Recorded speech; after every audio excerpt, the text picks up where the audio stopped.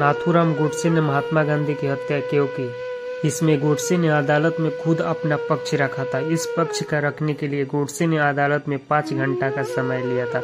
जब इस बयान को लिखने की प्रक्रिया पूरी हुई, उनके 5 घंटे के इस बयान से 5 पन्ने भर गए। गोडसे ने इस बयान के 5 अध्याय बताए। आपको बताना चाहता हूं कि गोडसे ने अदालत में क्या कहा था। गोडसे ने अदालत में ये बताया, महात्मा गांधी के नीतियों और उनके कार्यों की वजह से भारत लाखों लोगों की जिंदगियां बर्बाद हो गई। किसी भी महात्मा को यह अधिकार नहीं कि वो भारत को टुकड़े टुकड़े करे या उसका विभाजन करे, लेकिन गांधी जी ने ऐसा किया, इसलिए गोडसे ने उनकी हत्या कर दी। आपको बता दें कि अपने बयान के दूसरे भाग में गोडसे ने कहा कि देश के प्रति समर्पण रखना कोई पाप है, तो मैं मानता हूं कि मैं यह पाप किया है और मुझे पूरा विश्वास है कि इंसानों के इस अदालत के बीच एक और अदालत है जहां मेरे इस काम को गलत नहीं समझा जाएगा, क्योंकि मैंने यह काम मानवता की रक्षा के लिए किया है। यानी गोडसे को कोई पछतावा नहीं था कि उन्होंने कोई गलत काम किया, वह इस काम को सही मानता था।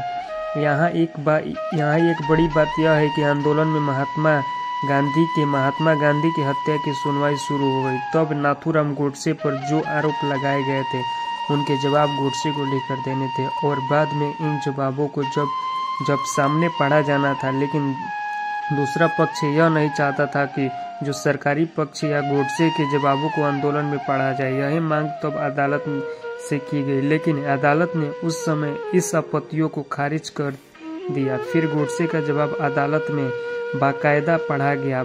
बड़ी बात यह है कि अगले दिन यही जवाब उस समय सारे अखबारों से पहले पन्ने पर था, जिसने तत्कालीन प्रधानमंत्री पंडित जवाहरलाल नेहरू काफी चिंतित हो गए और काफी अध्ययन भी हो गए।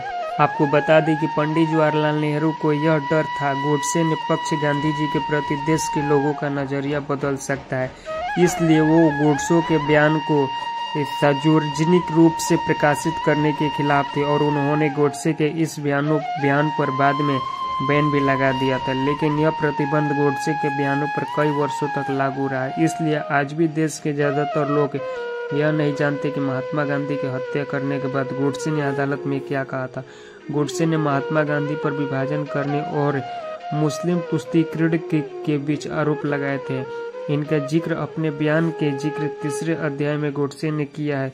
गोडसे ने कहा, महात्मा गांधी कभी मस्जिद में गीता पढ़ने का साहस नहीं किया, क्योंकि वह जानते थे मुस्लिम इसके विरुद्ध में खड़े हो जाएंगे। लेकिन हिंदू मंदिरों में उन्होंने कुरान पढ़नी जरूर शुरू कर दी थी, जिससे गोडसे को ऐसा लगने लगा कि गांधी जी इस तरह के मुश्किल तुष्टीकरण के राजनीतिक कर रहे हैं। लेकिन यहाँ एक तथ्य यह भी है, महात्मा गांधी अपने जीवन काल में सिर्फ एक बार ही मंदिर गए थे। आपको यह भी बताना चाहता हूँ कि महात्मा गांधी अपनी जिंदगी में सिर्फ एक बार मंदिर गए थे।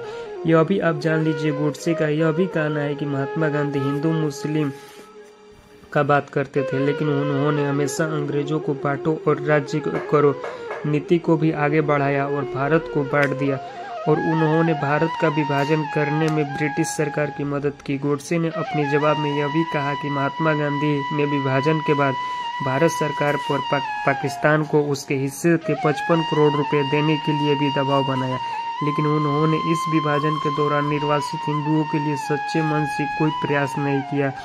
असर में जिस समय भारत का विभाजन हुआ, भारत और पाकिस्तान बने, देश के सरकारी खजानों में लगभग 400 करोड़ रुपए जमा थे। आप इसके बारे में क्या कहना चाहते हैं? आप कमेंट में जरूर राय दीजिए, और आप लोग अगर नए हैं तो मेरे चैनल को like, subscribe and share and comments जरूर कीजिएगा। जय माता दी।